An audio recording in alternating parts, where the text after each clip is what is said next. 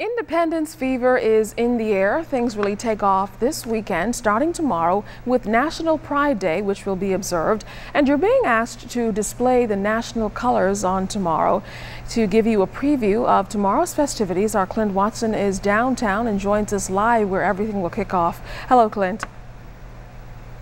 Keishla, Rawson Square is undergoing a major transformation at this hour, all in preparation for tomorrow's Independence celebrations, which will kick off here for the entire week and really kicks off the celebration for 2012, which would all begin with the National Pride Day. As you can see, work crews are coming in, erecting tents, putting in all the decorations. You can see the frames of pictures that were here for the previous celebration for the Queen. Those have been taken down now, and those will be replaced. You'll learn in a few seconds by familiar faces of women who have paved the way for our country and paved the way for women in our country.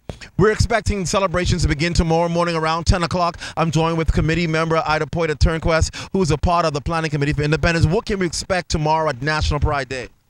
Well, you know, first National Pride Day is when we deal with everything Bahamian, where we show our pride in this wonderful country.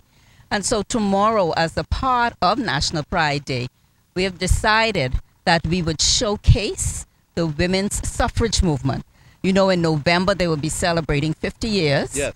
And so we've taken out some of those women to honor and to celebrate because we're sitting on their shoulders. So I take it that these empty frames we see will be filled with familiar faces tomorrow. Will be filled with familiar faces. There are over 60 women pictures that you will see. There will be other items as well, like the first, what a voter's card looked like back in '62. And we will just have a wonderful time celebrating what women have done in our society, as well as, you know, we just think it's just a male society, that they were the only ones who did everything. But our women were really the stronghold. Sounds like a great exhibit expected. What time will the exhibit open, and what should people expect when they come down here? Now, the opening will be at 10 o'clock.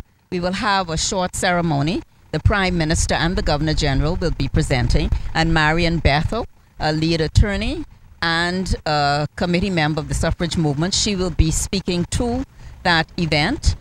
And following that, we will have our flag raising, which is all part of National Pride Day. Then that will be followed by our all-afternoon free entertainment.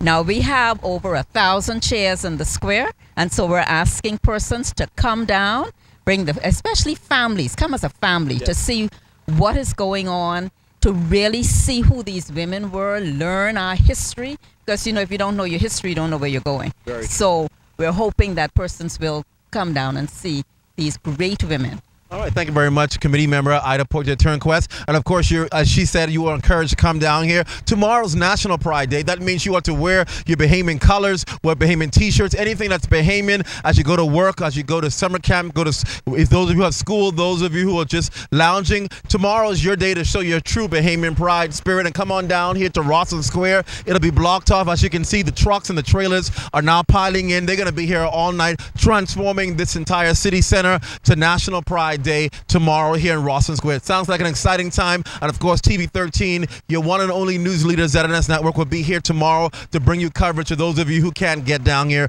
make sure you tune into our broadcast tomorrow. Back to you, Keishla. Thanks a lot, Clint. In other news tonight, the Chinese ambassador to the Bahamas, His Excellency Hu Shan, paid a courtesy call on the leader of the opposition this morning at the House of Assembly, having previously met with Prime Minister the Right Honorable Perry Christie. The aim of today's meeting was to further strengthen bilateral relations between the two countries. Already, the Chinese government, along with its private sector partners, have contributed hundreds of millions of dollars in aid to the Bahamas for various initiatives. And today, the Chinese ambassador tells opposition leader Dr. Hubert Minnis that his government is committed to doing even more, primarily lending assistance in technology and training in fish farming. Opposition leader Dr. Minnis started the implementation of lighting airstrips with the solar lights. And one of the things I would be interested in when you also meet with the Deputy Prime Minister is to see if there is lights that we can use in more of the Family Island airports for nighttime flying in particular. Excellent. As you know, we have a very high cost energy, and that impacts from the poorest level up to the richest level.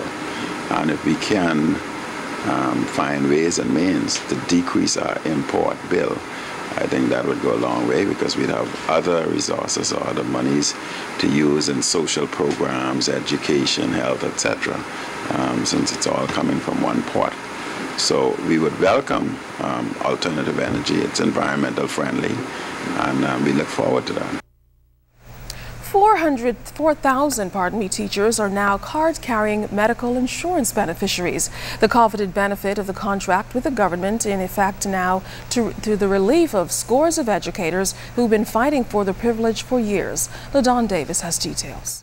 After fighting for more than 7 years, at least 4,000 members of the Bahamas Union of Teachers were given these medical insurance cards today, courtesy of Kalina Insurance Limited.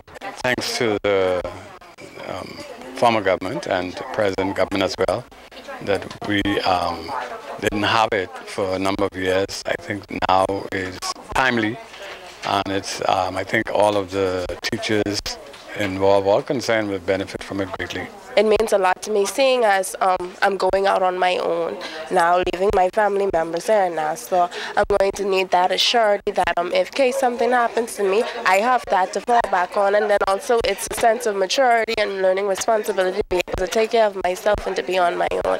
And thanks to Ms. Belinda Wilson, all of this is able to happen. Almost 2 years ago, I found that my blood pressure was difficult to control, and so I had to have emergency surgery. And because I didn't have insurance, I had to look to the church. I had to go and look at raising some funds. My school family also tried to help me, and I had much difficulty in locating the funds. And as a result, I'm so happy now because we have the medical insurance. And so should something happen again, I would be able to be covered. President of the Bahamas Union of Teachers, Belinda Wilson, says it's been a challenge trying to contract insurance companies, and 2 years ago the union had to terminate the plan because of high premiums. She says Kalina's premiums are quite reasonable. It's $1 million lifetime maximum. There's a $20,000 death benefit attached. There's 80-20. So whenever you access services, the employee is to pay 20% and the Kalina will pay 80%. The government actually also is paying 80% of the monthly premium and responsible for 20% of the premium. So that alone is a savings for our members. As holders of new medical policies, Mrs. Wilson feels this will reduce the sick days of teachers and improve productivity in the classroom. Teachers from Grand Bahama in the north to Inagua in the south are being encouraged to pick up their medical cards at their nearest BUT office. LaDon Davis, ZNS News. The 2012-2014 National Teacher of the Year exercise was officially launched yesterday. The event recognizes outstanding educators in the public school system. And this year, 33 teachers have been nominated for the prestigious award. Carla Palmer introduces us to some of them. This day, as a group, they only number 5 of the 33 nominees selected for the 2012-2014 Teacher of the Year award from throughout the country.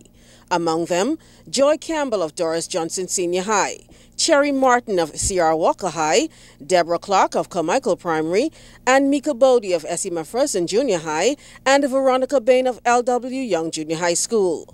All regarded as excellent teachers, and each of them with a strong desire to win the title.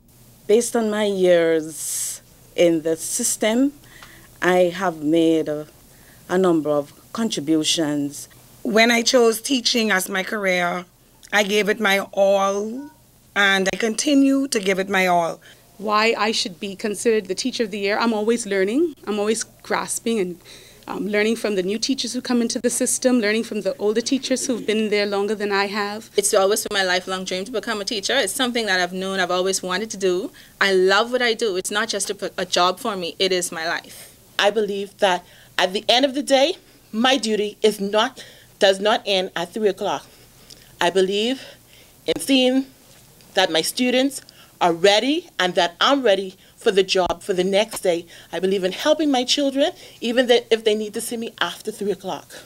The nominees must be trained teachers with 90% outstanding performance over the last 3 years, endorsed by their school, student body, and Parent Teachers Association. The stiff competition includes 12 Family Island teachers. Commending the group for distinguishing themselves as excellent teachers with good work ethics and ideals was Director of Education Lionel Sands. It is only through committed, concerned, and qualified teachers that our educational system can cultivate the abilities, skills, and talents of our students. We truly want to focus on teaching standards and uplifting this noble profession. This year marks a decade since the National Teacher of the Year Award was established. Carla Palmer, ZNS News. Welcome to tonight's edition of the Business Beat, sponsored by Royal Fidelity. Good evening, Bahamas. I'm Altaviz Munnings. Let's take a look at what's making business news today. Minister of Financial Services Ryan Pinder paid a courtesy call to World Trade Organization Director General Pascal Lamy during the Bahamas' WTO second working group session held in Geneva, Switzerland last month.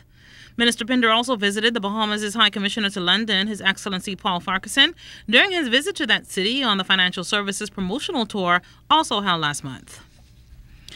Bahamas telecommunication company officials keeping their word by opening their latest retail center in Grand Bahama this Saturday at the Seahorse Plaza. BTC officials say Grand Bahama residents can expect to see a major renovation that transformed dated administrative space into a bright and cheerful retail environment, complete with original artwork and packed with new smartphones and other products. The company invested some $2 million rolling out new stores and expects that amount to reach $8 million by the time it completes 35 stores nationwide. Seahorse Plaza is the third BT store to open in Grand Bahama. In international business, the Chinese central bank cut its benchmark interest rates for the second time in 2 months in a bid to arrest slowing economic growth. Benchmark lending rates, which become effective Friday, will cut from 6.31% to 6%, while deposit rates will fall from 3.25% to 3%. And from regional business, Jamaica's Minister of Tourism and Entertainment, Dr. Wycombe McNeil, reported that $1.12 billion in gross foreign exchange earnings from tourism for the first 6 months of the year for Jamaica. The minister noted that figure represents a 4.2% increase over the same period in 2011. Remember, you can send us an email or join us on www.znsbahamas.com or become our friend on ZNS's official Facebook page. And that will end tonight's edition of the Business Beat, sponsored by Royal Fidelity. I'm Altaviz Munnings. Thanks so much for watching.